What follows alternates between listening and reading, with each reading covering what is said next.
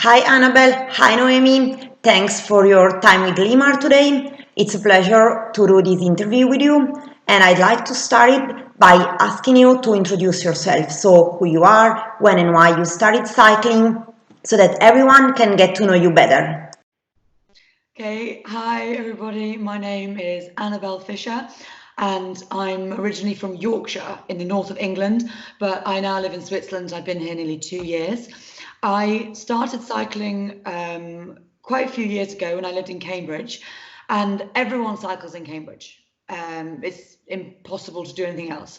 And from there, I just got stronger and stronger and ended up racing for a team, and then fell in love with it, and now I'm racing for a UCI professional team, and yeah, it's Cogeas Look Pro Cycling Team. Great. And for you, Noemi?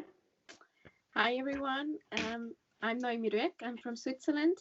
I'm 19 years old, and I also race for Cogeas Pro Cycling Team. And I started cycling with about 13 years. I remember I had to go to school with my bicycle. So yeah, that was the reason why I started, and I found it very fun to go outside to cycle, and then I wanted to go at the race, and yeah, that's the way which led me here. Starting with not a good point, I actually had a really bad accident back in 2016, and I was like, right, that's it, finished. But then in 2018, I actually made a comeback, and my first race was the Tour of Yorkshire, and I absolutely didn't expect to even finish the race after having 2 years off the bike. But after day one, I finished in the sprint bunch, and I was pleasantly shocked with my performance. Coming on to the second day, the Tour de Yorkshire actually finished in my hometown of Ilkley, and coming into the finish line with the roads lined with my friends, my family, my cycling club, people that I hadn't seen in 20 years, like school friends, everyone that I think I'd ever known in my entire life cheering you on, was one of the most special and memorable moments and my favorite memories of my cycling profession so far. And it's really important because without these kind of people, racing as we do professionally is just not possible. So that's a really special memory for me. Going forward, the dream win, the Giro Rosa. By the way, Giro d'Italia in Rosa, so the feminine Giro d'Italia is in Italy, so we really hope to see you in Italy as soon as possible. I hope so too. I take a jersey though. Or a stage win, like the whole thing. But I take anything from it. But that's the race. So good luck for that, and I hope you can achieve your dream one day. Thank you. And for you, Noemi?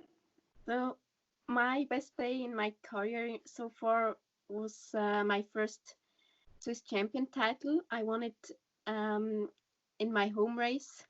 It was the Cyclocross Swiss Championship, and it was a pretty special day because it was my first Swiss Championships, and then yeah, I was at the start line and I was so nervous because it was also my home race, and then I just completely lost all my self-confidence at the start line. I was like, I can't do this and I will fail, and I just didn't want to start, and then the race started and I was completely different, and I could just race the race of my life, and this was so perfect, and in the end I could win the race, and yeah, it really showed me just to believe in yourself, and yeah, I will always remember that day.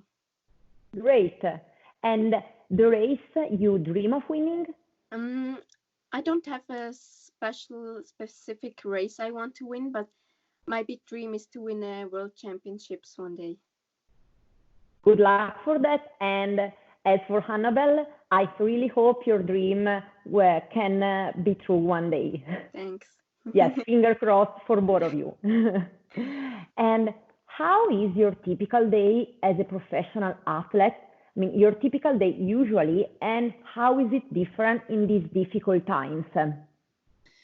So a typical day starts with being usually rudely woken up by the other inhabitant here, followed by breakfast, then straight out for a training ride. Usually it's a minimum 150 kilometers, and then back, lunch. Then I have probably a musculation session. That's worse than the 150 kilometer ride. Then I have a snack, and then I'll do my stretches, and I'll probably have another snack. And then we're really lucky, we're sponsored by Aquilo, which are these compression ice legs. So I usually do some of that, and a snack, and then maybe some Compex. We also have another sponsor, Compex. So a lot of my day actually is training, but then recovery. So I live in compression socks.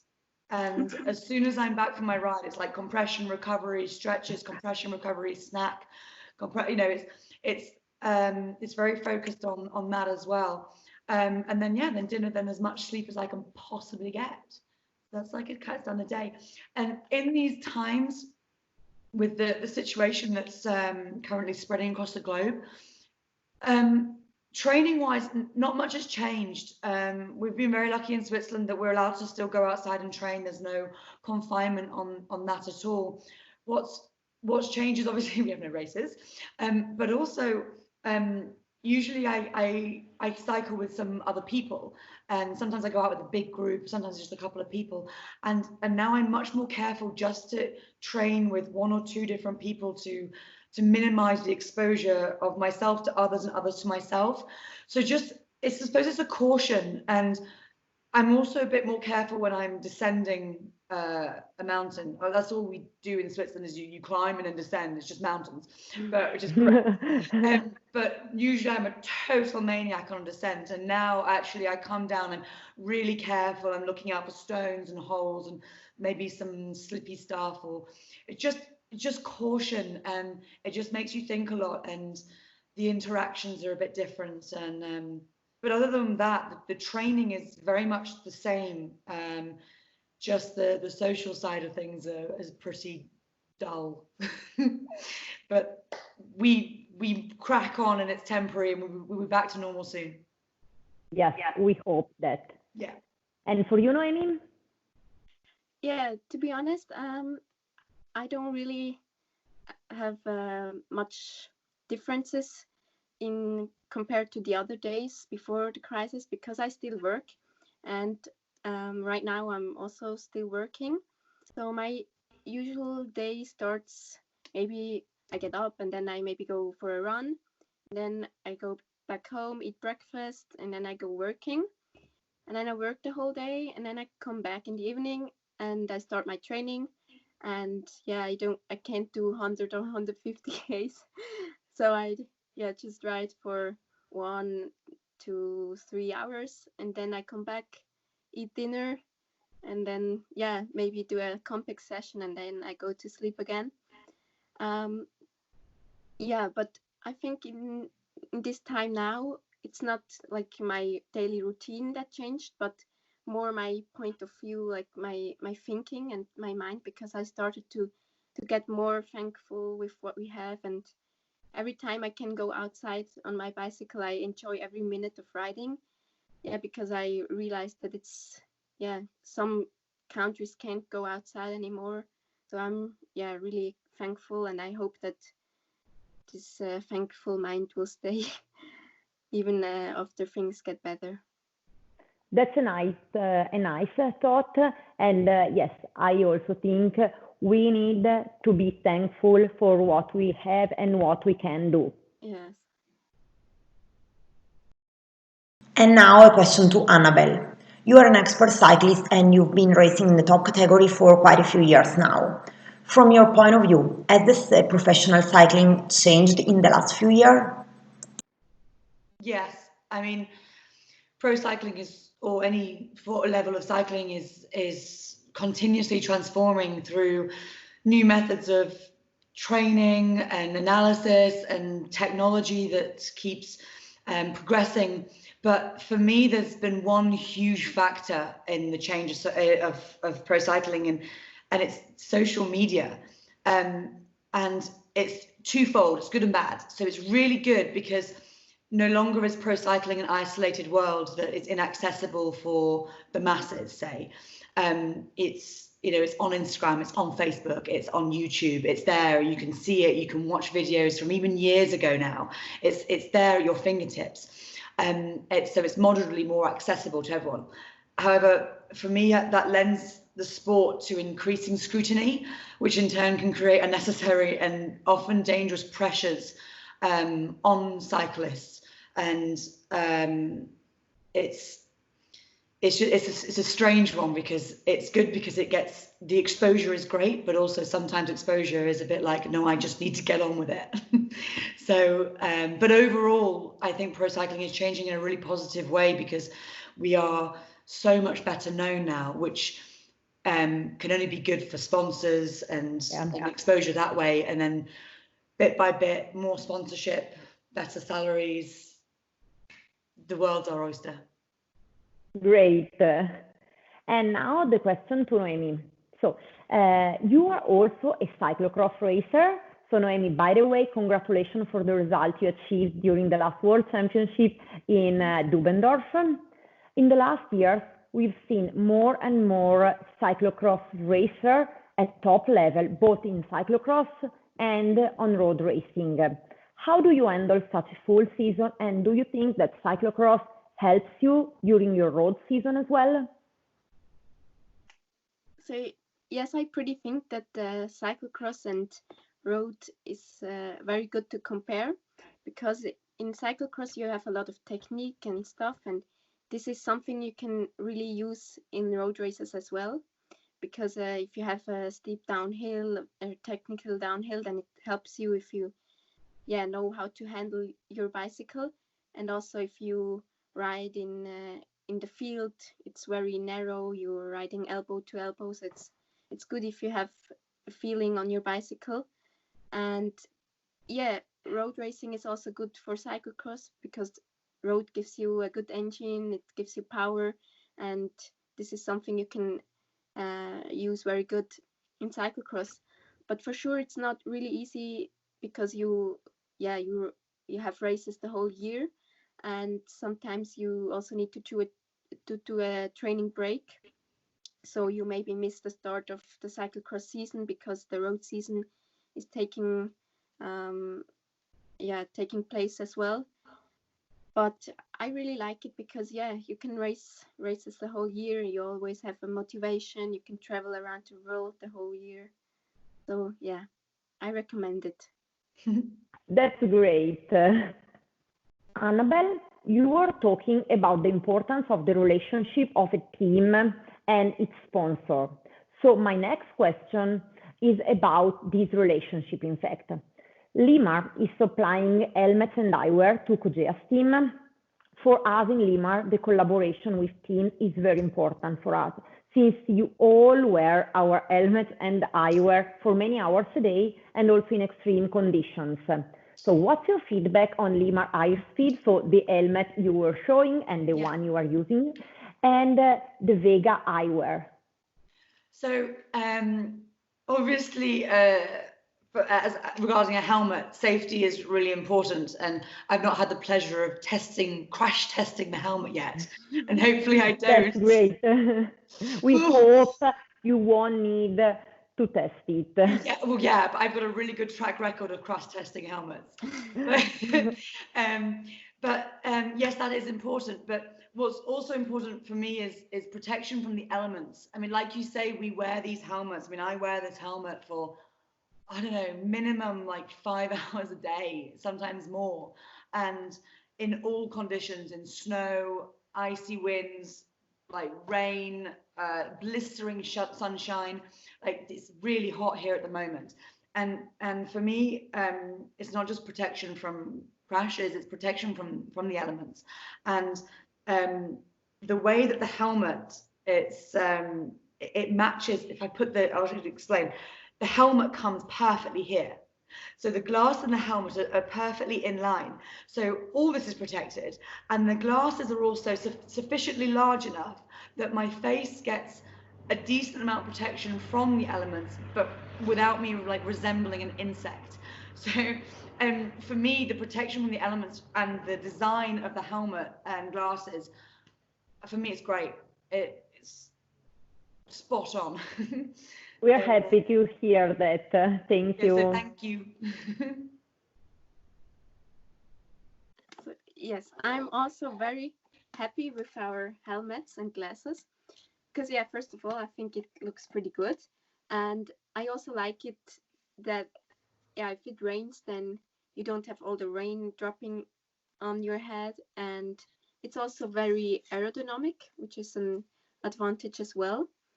And I also really like this clip here because this is like a magnet clip, and I have never seen this before, but I really love this because I remember in cyclocross races I always have so cold hands. I can hardly open this thing here, but with this helmet it's just perfect. I can always open it with no problems. Yes, so I really like it. Yeah, Thank you. and also And the yes, glasses are very good. yes, the magnetic buckle was developed also for triathletes, but also for cyclocross racer, because we know that you may have cold hands, Yeah. for instance, by cyclocross because it's very cold, or triathletes because they just get out of the water. So the magnetic buckle helps you when you have these cold hands. Yeah, it's perfect. And for you, I have one last question. So if you met a young girl who wishes to start cycling, which advice would you give her? Oh gosh, so I'm 30 and I have a lot of various life experiences and hopefully maybe some good or bad advice to give. But in regards to cycling, listen to your body and listen to your brain. It's so easy to overtrain. It's so easy to keep on pushing. And for example, at the end of last year, I had another accident. I broke my shoulder and I had to take nearly 3 months off cycling.